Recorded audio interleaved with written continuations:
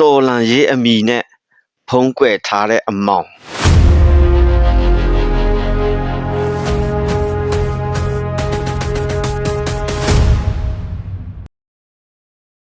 မင်္ဂလာပါ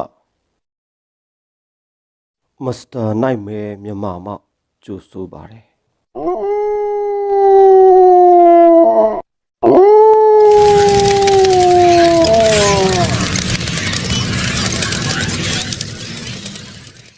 လူတယောက်ကိုယုံကြည်ဖို့တခါတလေအကြောင်းပြချက်မလိုဘူးအထူးသဖြင့်စစ်ဘေးရှောင်နေရတဲ့အချိန်အကူအညီလိုနေတဲ့အချိန်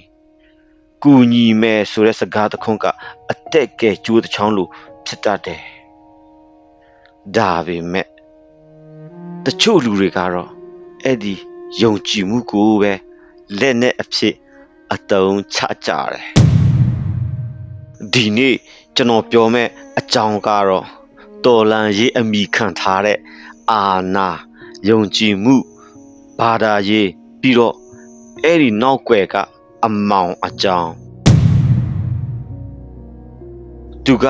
ယုံကြည်ရတဲ့သူလို့ထင်ခဲ့တယ်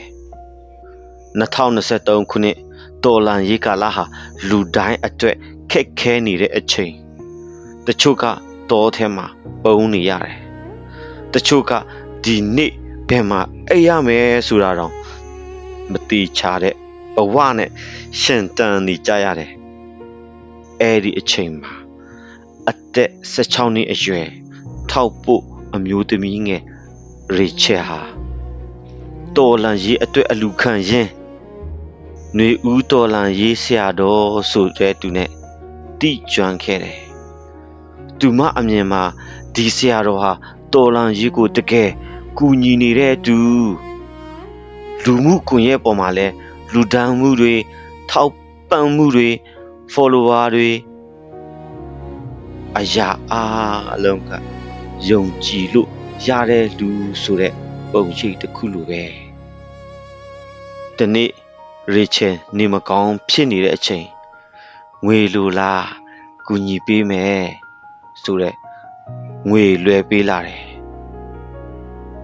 ငွေ9000တချို့လူတွေအတွက်မများပေမဲ့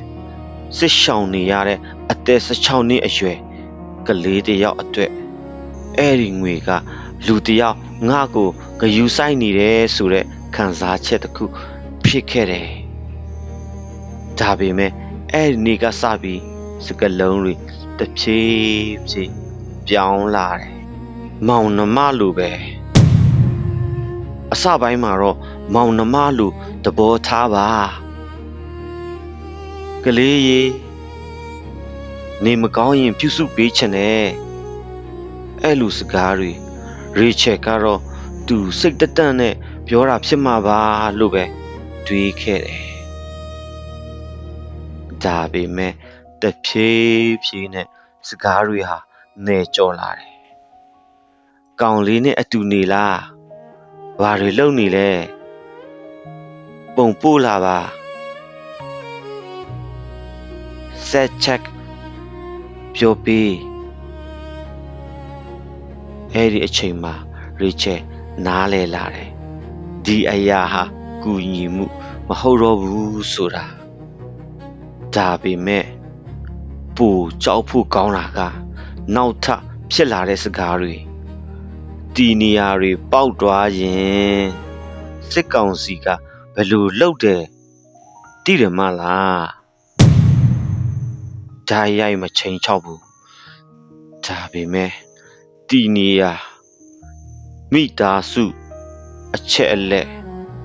အားလုံးကိုတိနေတဲ့လူတစ်ယောက်ရဲ့တူတူလေးပြောတဲ့စကားတွေကအော်ဟစ်ချိန်ချောက်တာချက်ပိုကြောက်ဖို့ကောင်းတယ်သူတယောက်တည်းမဟုတ်ဘူးရီချယ်က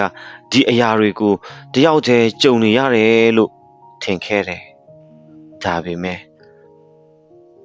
သူတယောက်တည်းမဟုတ်ဘူးအသက်22နှစ်အရွယ်ထောက်ဖို့အမျိုးသမီးဘုံလဲသူညီတဲ့ပက်တန်ကိုပဲကြုံနေရတယ်အစမှာတော့တော်လန်ရေးအတွက်အကူညီတယ်ရဲဘော်တွေကိုလှူတယ်ချီကျူးတယ်ပြီးတော့ relationship ကြီးနဲ့ဆို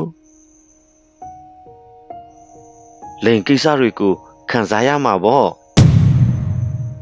အရွယ်လွန်သွားမယ်စကားတွေကတဖြည်းဖြည်းယိုယွင်းလာတယ်ဘုံပြန်မတုတ်ပြန်တဲ့အခါမဲ့စိတ်တွေဖြက်တယ်ပြီးတော့ဒေါသတွေထွက်လာတယ်မိသားစုကိုတီးတယ်ပါဝါရှိတယ်လိုက်စုံစမ်းနိုင်တယ်တော်လန်ရေးအမိနဲ့ရလာတဲ့ influence ကိုအကြောက်တရားအဖြစ်အသုံးချလာတယ်အရေးကြီးဆုံးပြဿနာကလူတွေမယုံတာနောက်ထပ်အမျိုးသမီးတစ်ယောက်မတူစာမြင့်သူမလည်းတူညီတဲ့ pattern ကိုပဲကြုံရတယ်အစမှတော်လန်ရေးအကြောင်းနောက်ပိုင်းလိန်ပိုင်းဆိုင်ရာစကားတွေသူမတို့အားလုံးမှာတူညီတဲ့ခံစားချက်တစ်ခုရှိတယ်ငါပဲမားနေတာလားငါပဲအထင်လွဲနေတာလား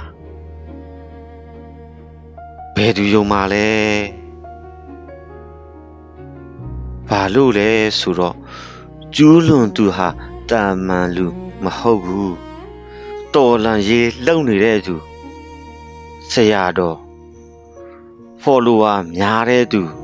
အဲ့ဒီ image တွေကြားမှာ Bistin တွေရဲ့အတန်ကတေးငယ်သွားတယ် The Explosion 2023 August 25လူမှုကွန်ရက်ပေါ်မှာပရမဆုံးဖော်ထုတ်မှုတစ်ခုတဲ့လာတယ်ပြီးတော့တယောက်ပြီးတော့တယောက်ငါလည်းကြုံဖူးတယ်ငါလည်း Bistin ပဲဆိုပြီး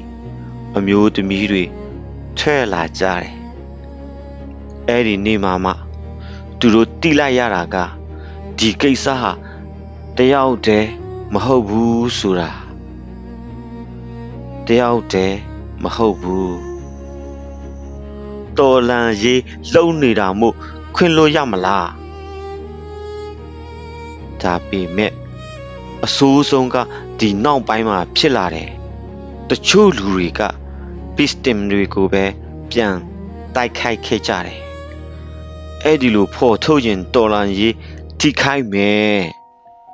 အခုအချိန်မှာမပြောသင့်ဘူးဒါပေမဲ့မေးစရာတစ်ခုရှိတယ်အာနာရှင်ကိုစန့်ကျင်နေတဲ့တော်လန်ရေးကအမျိုးသမီးတွေအပေါ်အာနာအတုံးချမှုကိုပါလက်ခံထားမယ်ဆိုရင်အဲ့ဒီတော်လန်ရေးကဘာထူတော့မှာလဲအမျိုးသမီးအရေးလှုပ်ရှားသူတွေကပြောတယ်ကိုဘဲ့သားမို့ပြစ်ဒဏ်ကင်းလို့ခွင့်ပေးနေမယ်ဆိုရင်တရားမျှတမှုဆိုတာဘယ်တော့မှရလာမှာမဟုတ်ဘူးဒီအမျိုးသမီးတွေထွက်ပြောခဲ့တာကနာမည်ကြီးဖို့မဟုတ်ဘူး attention ရဖို့မဟုတ်ဘူးနောက်ထပ်ဘယ်အမျိုးသမီးမှဒီလိုမကြုံရဖို့တော်လန်ရေးအမိနဲ့အာနာယုံကြည်မှုဘာသာရေးအဲ့ဒီအရာတွေကိုအတုံးချပြီးလူတစ်ယောက်ရဲ့အားနည်းချက်ကိုအမျှမထုတ်နိုင်ဖို့တော်လန်ရေးဆိုတာတနာကင်ထားတာနဲ့တင်မဟုတ်ဘူးမမှန်တာကိုဘယ်တူဖြစ်ဖြစ်ထုတ်ပြောရဲတာလဲတော်လန်ရေးပဲအမောင်ဟာတိတ်ဆိတ်မှုထဲမှာပဲအသက်ရှင်နိုင်တယ်တယောက်စပြောလိုက်တဲ့နေ့ကစပြီးအမောင်ကကြောက်တာလာတယ်